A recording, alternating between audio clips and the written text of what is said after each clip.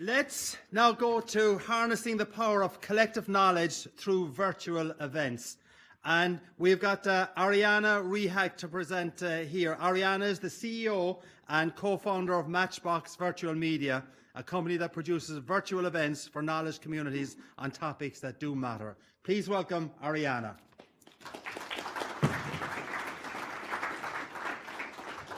Hi guys, testing, you can hear me?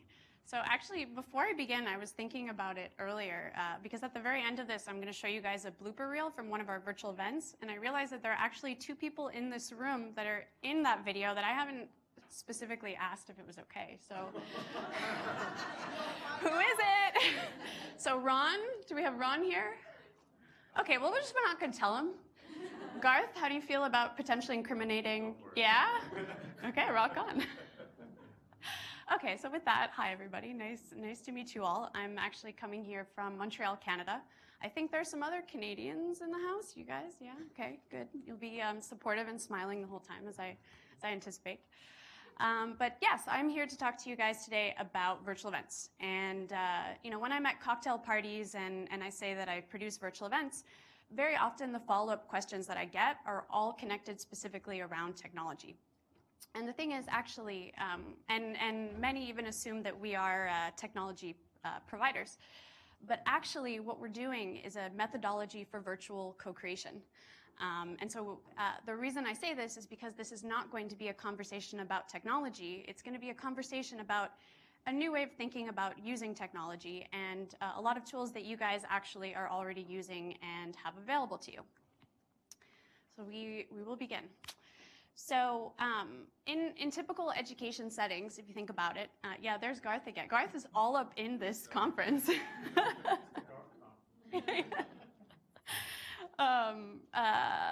In typical education settings, if you think about it, there's tendency to have the knowledge givers and the knowledge receivers, and there's a bit of a dichotomy between the two. So in this particular moment in context, I'm the knowledge giver and you guys are the knowledge receivers.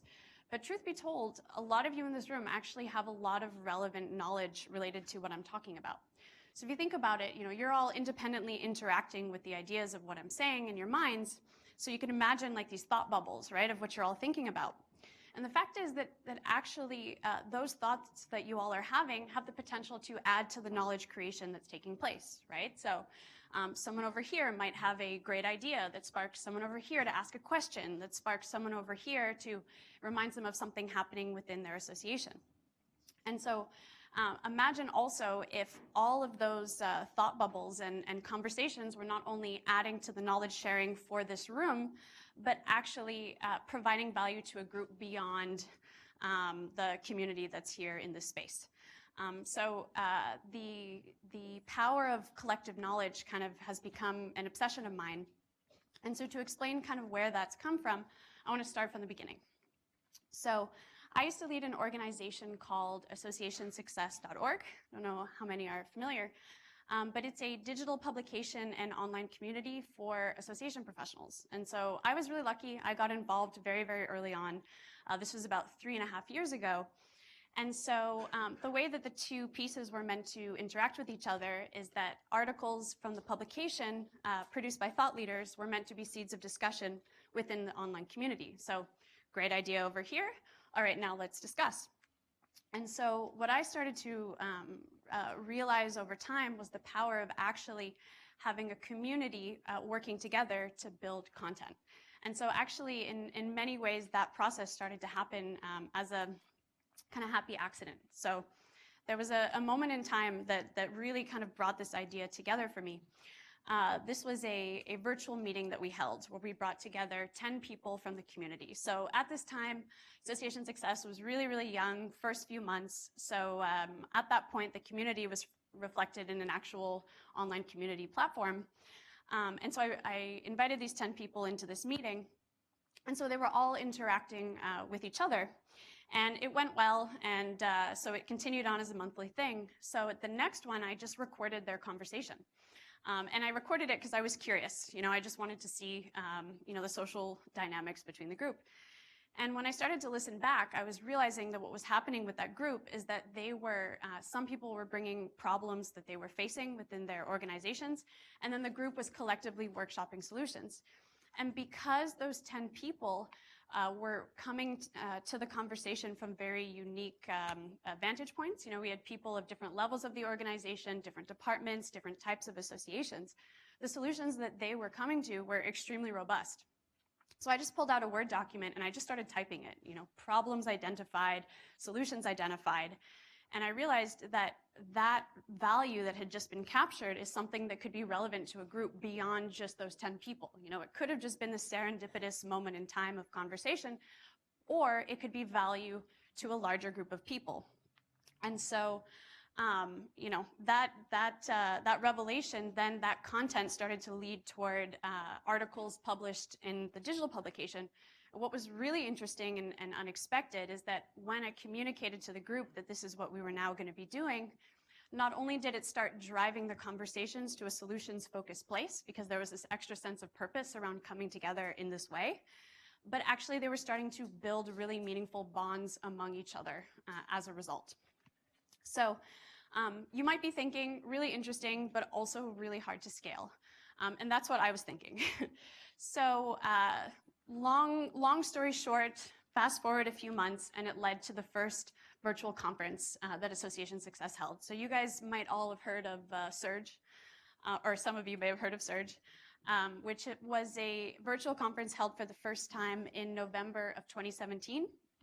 And so the way that it worked, it was 3 days, 4 sessions each day, and every session was 4 speakers. And the topics that were chosen were what we now refer to as conversations that matter. So it was basically, a lot of them were inspired from these virtual meetings where we were seeing what it is that were the sticking points for people. So, there were a lot of sessions, for instance, around company culture, technology, et cetera. So this recorded conversation, and important to note, pre-recorded conversation, we brought 4 people together with 1 discussion leader, and we discouraged over-preparing. This was very much intended to be an organic conversation that we were recording, and we looked very specifically for 4 people who came at the topic from a different angle so that their conversation was really robust. So during the live event, we broadcasted these sessions, which also gave an opportunity to do some nice post-production work on the sessions. We broadcasted the event, and we had this attendee chat that was running alongside. And actually, because the sessions were pre-recorded, the speakers were in the chat as well. And so if you think about those thought bubbles that I was talking about, that's exactly what was happening. And the entire messaging around the event was really emphasizing this attendee chat and emphasizing the knowledge sharing that was going on there. So you had people, asking questions and talking about their own experiences and connecting with each other within this format. And so at the very end of the conference, what my team did is we went through the sessions and we went through the attendee chats, and we pulled out some of the biggest insights and turned those into continued content. So the kind of highest common denominator of that were these ebooks. So it was basically this culmination of knowledge that was being shared within this time, but also that ended up being fodder for all sorts of different content. So the first time that we held Surge, we actually had no idea if we were going to keep doing it. It was an experiment. If you look at the first marketing material around Surge, experiment was written all over everywhere. We had no idea how it was going to go. And it went well. We had our first event, we had 750 unique users, as they say. In the event, we had thousands of chat messages from the 3 days. We had really good connectivity among the group. And most importantly, the feedback that we were getting from people is that they were reporting kind of a profound experience with Surge, which was definitely something that was unexpected. And so we decided to make it a thing. And so Surge continues now, actually, twice a year. And actually, I think when I look at this slide of Garth's keeping it simple, because if you had asked me what our methodology was in this content creation months ago, I would have sat you down for half an hour, and here it is now in 1 slide. So what we learned, and so the reason I put this here as well is because I feel that there are elements of it that you might find useful in other ways beyond this virtual event context. But this is essentially the methodology that we were using at first instinctively and then really became much more focused around this virtual co-creation. So starting with the topic turns out to be harder than it looks. And that's because for this all to really work, it needs to be a conversation that matters. It needs to be something that people have an opinion on, that they can bring their own relevant insights to, that's interesting and engaging. And so to get to the conversation that matters, oftentimes you have to ask the questions that matter. So for example, we had on our registration form, what organizational challenge keeps you up at night? So we looked at the macro trends of responses. You know, of course, people are identifying problems. It's still our job to find the solutions, but it very much inspired a lot of the sessions moving forward. So then once the topic is identified, you're finding 4 speakers to discuss. So that's a little bit different than what you'll typically see, which is call for presentations. So we're actually, in this case, bringing together 4 speakers that had never met before and having them have this conversation together. And then, of course, the session is an input into the attendee chat, which breeds the wonderful conversation among the attendees and the speakers as well. And then the insight from the event, both the resources that go out, the content that's being repurposed, but also a lot of really interesting data for us as we were going about our community. So there's this thing called the narration fallacy, which is a tendency to look back at the past and kind of add false intention in the way that you do things. So I'm going to own it and say that a lot of the value that came out of Surge was unintended. We held this event, it went well, and then we kind of had to deconstruct why it went really, really well. And so the IKEA effect. Out of curiosity, has anyone heard of that expression before? Do you have IKEA furniture in your house? No, I do not. No? Because of the IKEA effect. Fair enough. You don't want to be tricked by them. So to that point, studies show that you may have hated putting together your IKEA furniture, but because you put in that effort to build it, you're probably going to have more affinity toward it. So there was an interesting study. And if you take away nothing else from this presentation, take this slide, to be honest. So this study was done by a behavioral economist named Dan Ariely. Actually, that's really what you should take away, Dan Ariely's name. So he did this study a few years ago where he brought together a group of people and had them build IKEA furniture. And then at the end he said, okay, if this were in a store, how much do you think the furniture should cost? And then he took the furniture, and so they all gave an answer. Then he took the furniture, put it in front of a control group, and he asked them the same question. And there was a 30% differential. So as it turns out, those that were actively involved in building it perceived its economic worth to be 30% more than the others, which has really, really strong implications for lots of different things in life, but certainly in our events. Because one of the things that we realized was that, I'm going to go back actually to that process, is that every step of the way, there was a community coming together to produce the next step, right? So the topic that was, especially in our first event, we were working closely with the volunteer group to come with to determine the topics. The speakers, these were 4 people that were meeting each other for the first time and also got the opportunity to be part of the event and participate during the live event. And then, and this is probably, quite typical, right? In your experiences, for sure, your volunteers and your speakers are being subject to the IKEA effect. But what was different here was the attendees were now part of building this event, right? Because the knowledge that they were sharing was being turned into these resources. So we had, quotes from the chat and got people really involved in that co-creation process. So, meaningful networking. This is by far the most unintended byproduct of the event, and I would say probably the most valuable. So, a little context, I guess. So, Surge and Association Success, all going really well. Realized my passion for virtual event and conference creation, and very recently started this company, Matchbox, that's focused on these events. So we're partnered with Association Success and involved in Surge, but a little bit different. And so when that change was made, when that decision was made, I was terrified. I was terrified that we were going to try and replicate something that was working really well and accidentally miss the magic, right? As we started to work in different communities. So I scoured the data to try and understand the underlying mechanics that were happening with the event. And so the first place that I looked were the attendee testimonials.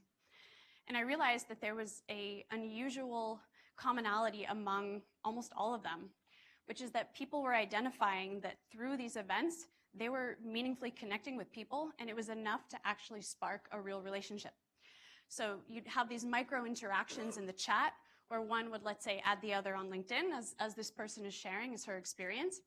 And it was enough to actually start a conversation because they were connecting on a conversation that matters to both of them. And so seeing these anecdotal stories, I wanted to also look into the data and see if it was painting a similar picture. So we looked first at the average watch time. So for context here, once again, Surge, it's 4 hours a day. And so we found that if somebody logged into the system, they would stay for an average of almost 2.5 hours. And so we were curious, so we benchmarked ourselves against a similar virtual conference, and their average watch time per day was 11 minutes. So there was something happening, you know, as great as the sessions were, as great as the videos were, there was something else happening here that was causing people to be so compelled to this process. And so we looked then at the attendee chats. You know, 6,088 messages in 3 days is a lot of chat, but what's really happening in there? And what we found was that about a third of the messages had direct @ mentions to somebody else in the chat. So these were direct interactions where someone was referring to someone else. And so from these testimonials, we were starting to connect the dots that people were now adding each other on LinkedIn. So an example of you know, how I might have messed it up by trying to replicate it out is that maybe we would have encouraged anonymous usernames or first names instead of first and last name. Well, can't find each other on LinkedIn after if that's the case. Okay. So another really nice byproduct of the event, and this I realized it wasn't really an unintended one. This was a very intentional one. Is that actually the attendees were also part of the co-creation process because we were encouraging them to share out the event and invite their networks to it. You know, it's one thing to say, hey, come to my event because it's awesome. It's another thing to say, hey, come to my event because this is about co-creating a body of knowledge together, and so we need your mind into that because it's going to be a better product for the whole. And so this particular one, once we decided on this path, we partnered with a company that helped us create these landing pages to make it really easy for folks to share. So in this particular example, this is a speaker who's sharing, but we also did this with the attendees. And interestingly, by far the most traction we got were from the attendees. So now they were actively part of the process of making the event more successful by inviting others to it. So I want to take a moment and differentiate. When I'm talking about collective knowledge, I want to differentiate between two types of collective knowledge.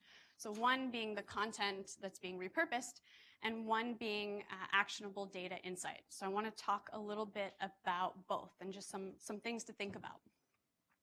So starting with content to repurpose. This image, by the way, these are screenshots of an example of an ebook that we produced.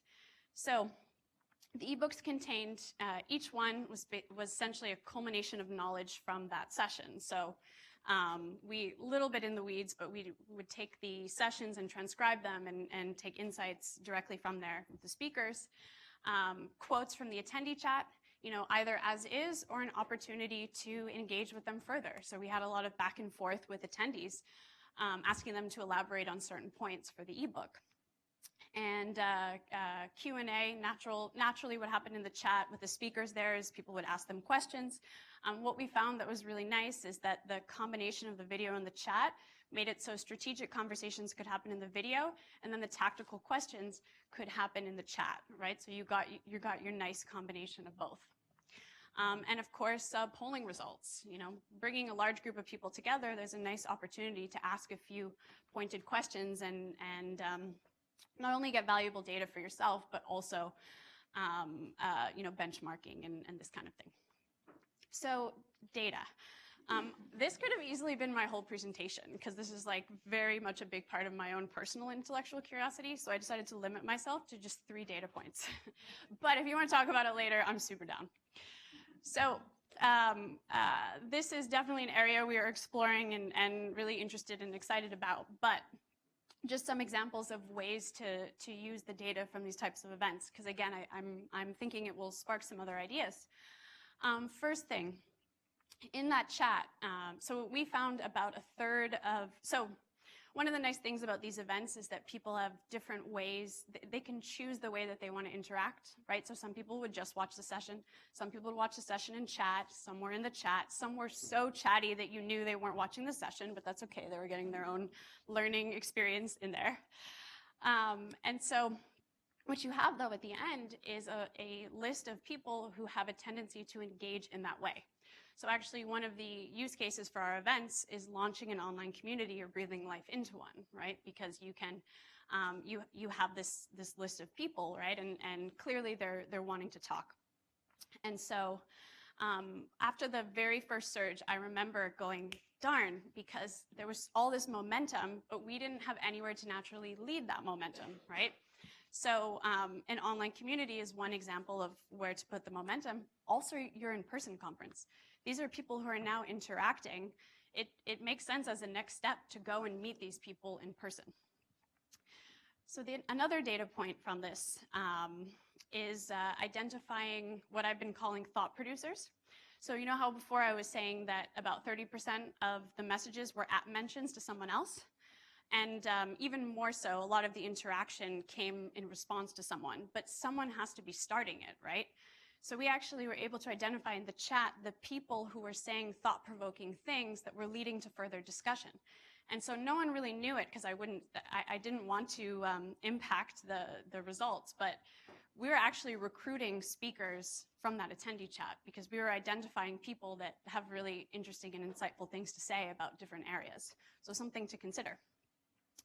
And finally, of course, topics that are resonating. You know, one example in one of the first events that we held, one of the sessions was on the future of learning. And so the speakers had divided their session into 6 different subtopics.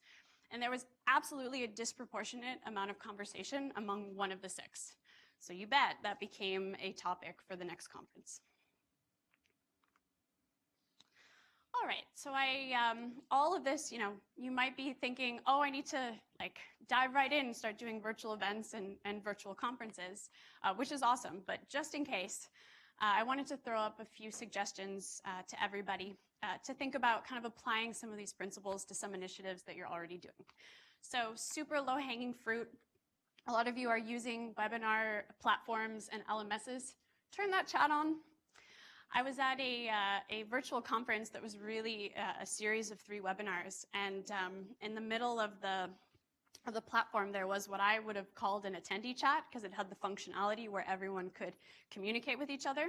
But what happened in that chat was that somebody wrote in saying, hey, I'm having issues with my browser.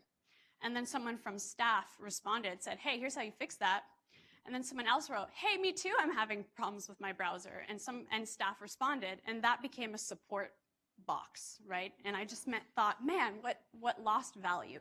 So one thing to keep in mind also, opening up the chat function isn't going to be enough. You want to make sure to actively spark, you know, people will use technology in the way that you show them how to. Having said that, if you're going to do that, I really, really encourage having a place to drive that momentum. Again, that always felt like lost value.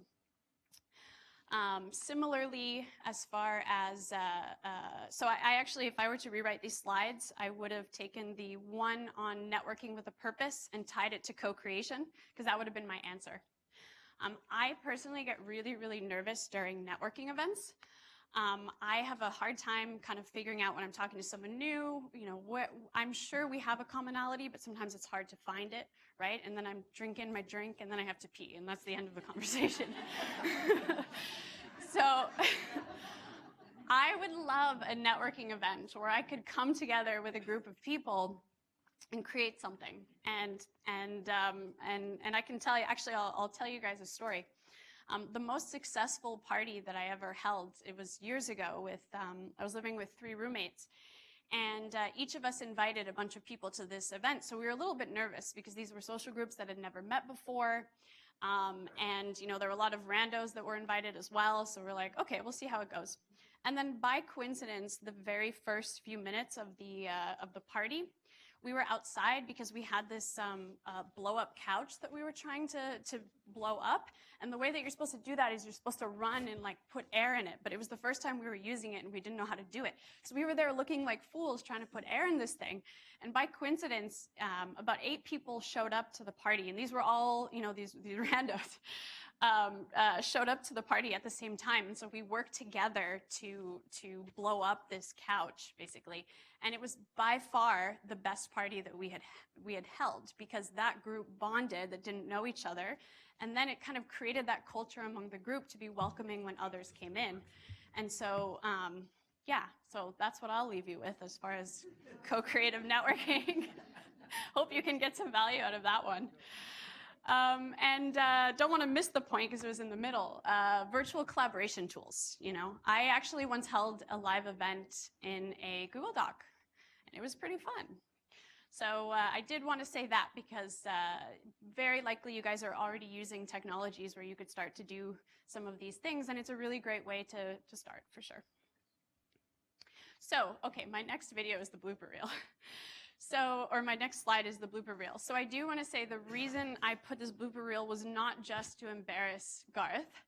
It's really not so bad. The reason I put it is because I was really thinking about this whole content repurposing thing, and bloopers are actually a really, really good example of that, because that's definitely something, you know, at face value is footage you throw away, but actually these marketing, they were really marketing videos, these bloopers were by far the most shared. I think it's supposed to.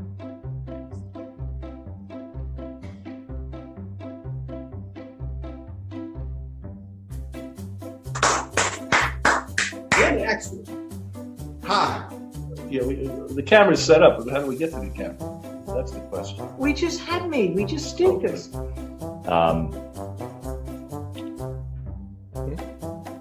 This is afternoon that they're saying it, so I'm like going to say good morning, but it's really afternoon when they actually view it. Start by, Anita, we're not always like this, I promise. Yes, we are. Yeah. Oh no! What do we do? So meta. Oh. Sorry, guys. Camera's set up, but how do we get to the camera? That's the question. Afternoon when they actually. Not always like this, I promise. Yes, we are. Yeah. Oh, aren't you lucky? Oh, that's too bad.